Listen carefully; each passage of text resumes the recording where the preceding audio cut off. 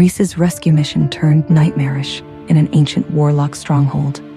They battled illusions and a shadow guardian, only for a chaotic light from a masked figure to collapse the tower. They escaped, but mysteries remain. What was the light?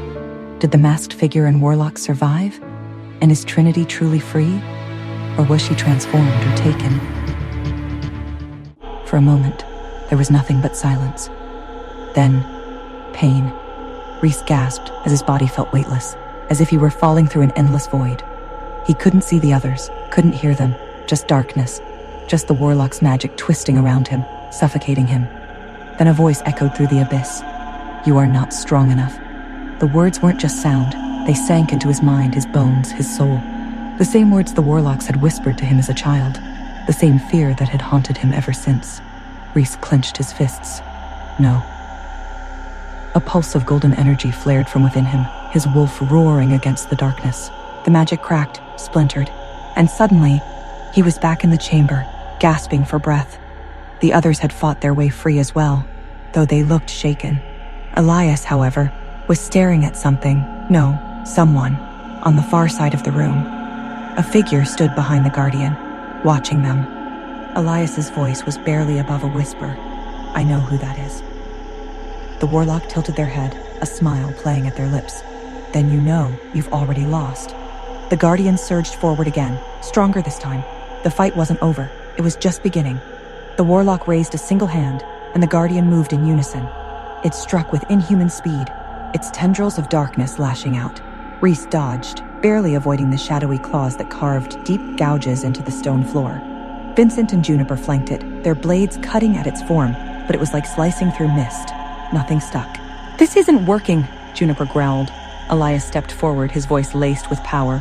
"Because it isn't meant to be killed by steel." The warlock smirked. "You're clever, but not clever enough." The warlock sighed. "You don't understand, do you?" Their glowing eyes locked onto Reece. This was never about Trinity. Reece froze. "What?" The warlock smirked.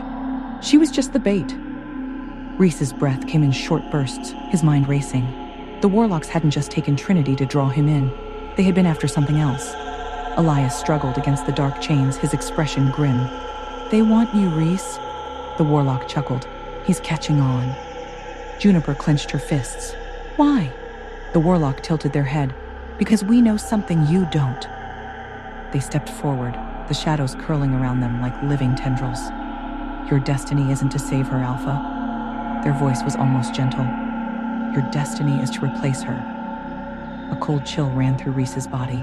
He had walked into a trap far bigger than he ever imagined, and now he was exactly where they wanted him to be. Reece's heartbeat pounded in his ears. The warlock's words echoed in his mind, twisting like a knife. "Your destiny isn't to save her. Your destiny is to replace her." His fists clenched. "You're lying." The warlock chuckled. "Am I?" They gestured lazily to the pulsing runes surrounding the chamber. "You walked straight into the center of our design, Alpha. Everything you've done, every step you've taken, has led you exactly where we needed you to be." Elias gritted his teeth, still struggling against the dark chains binding him. "They're using you as a conduit," he gasped. "They need your power." Reece's stomach churned. "For what?" The warlock's smile widened. "To finish what we started." Suddenly, the chamber trembled. The runes flared, filling the air with searing energy. Reece staggered back as a rush of power surged through him, pulling at something deep inside him. A connection, one he hadn't even realized was there. Then, for a brief moment, he saw her, Trinity. She was bound in darkness, her body suspended in a void of swirling shadows. Her lips moved, whispering something he couldn't hear, but her eyes, those fierce, unyielding eyes, locked onto his, filled with silent warning. Then, she was gone.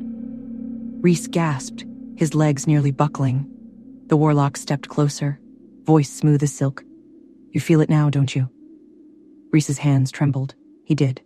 Something ancient, something powerful, something inside him, calling back to her. The brief glimpse of Trinity, trapped and warning, only deepened the dread. Reece felt a connection, a pull he couldn't deny. It was a link to Trinity, yes, but also to something far older. something buried deep within the very fabric of his being. But what was it? What power did they seek to unleash? And why did they need him to do it? And more importantly, what had they done to Trinity? Was she alive? I am Trinity. Want to know what happens next? Then click the link in the description below and download the Pocket FM app and listen to the exciting episodes of Chosen by Fate, Rejected by the Alpha,